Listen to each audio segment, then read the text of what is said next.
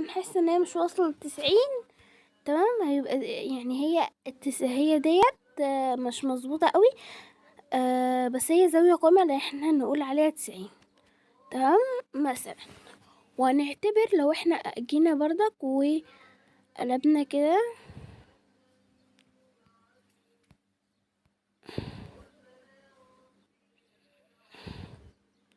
هنيجي فاضل كده 1 وادي كده. فاضل لنا احنا عملنا كده زاويتين. بعد كده هنيجي احنا قسنا دي تمام، الزاوية دي ناقص نقيس الزاوية ديت تمام اهي، هنقيسها كده.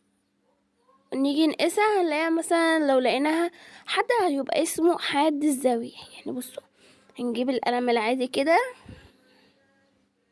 حاد الزاوية مش الزوايا بقى، تمام، حاد الزاوية تمام. في عندنا بقى حاجات كتيرة تانية هنحرك كده. بصوا في بقى تكست اللي هو الكتابة بصوا تكست نكتب تمام. يعني انا ضغطت كده، هضغط في مكان واروح كاتبة بقى النص بتاعي مثلا في النص اي حاجة بقى كده وصح، هيروح كاتب لي النص تمام.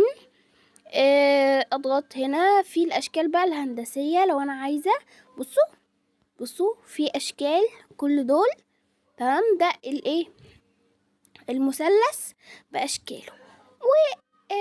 في بقى مربع، في معين، في متوازي المستصلات، في بقى هنا زي ما انتوا شايفين دايرة بجميع انواعها بقى ولو عايزين نشرح. وهنا في هنا لو خريطة عايزين نجيبها، هنا الصور وهنا الآلة الحاسبة زي ما انتوا شايفين. والسلام عليكم ورحمة الله وبركاته.